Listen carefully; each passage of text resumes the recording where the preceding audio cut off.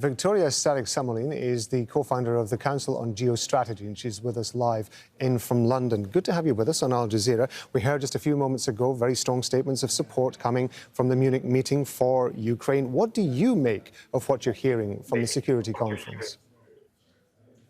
Well, good afternoon. Certainly, Munich Security Conference is a very important annual event. And in this context of this ongoing Russian war against Ukraine, it actually has even, a stronger meaning to itself. So what we are seeing really is that the US and other Western leaders are gearing up for a show of unity in the lead up to this first anniversary of, not an anniversary, the first year of the ongoing Russia's war against Ukraine. And of course, they are willing to show the strength and the unity and the cohesiveness of the alliance.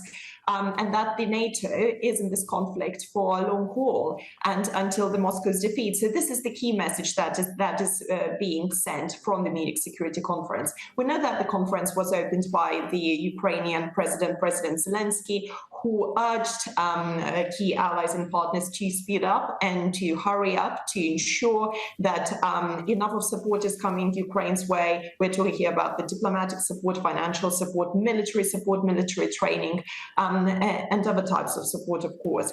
Now, other messages that we've been hearing yesterday, for example, President Macron, he called Russia a mafia state. We also know that Olaf Scholz also urged allies to send the tanks as soon as possible Ukraine's way in the anticipation of a potential Russian aggression in the spring, an additional offensive coming Ukraine's way. So lots of important messages coming from Munich this weekend, and the most important one is that NATO is not stepping back and certainly is willing to support Ukraine in the long haul.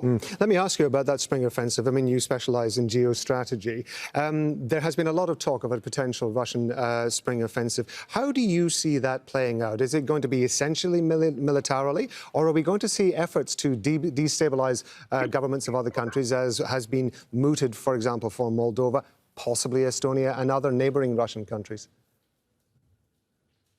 Well, the strategists see this next phase of the war as really a critical one. And, the Russian forces are clearly preparing for an apparent spring offensive. And, of course, there are a number of reasons for it.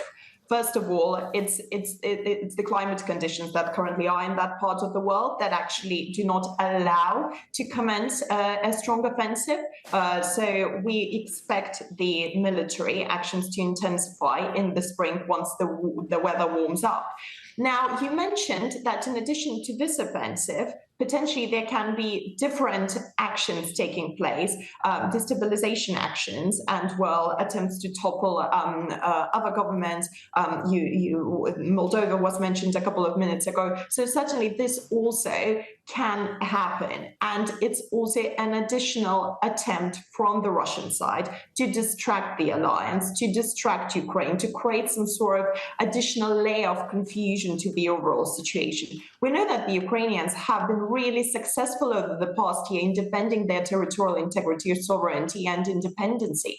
And of course, back in fall, there have been certainly advances that the Ukrainian forces have made that, positively even surprised key allies and partners. And we now see that additional willingness to support the Ukrainian military and Ukrainian nation in their fight against the aggressor.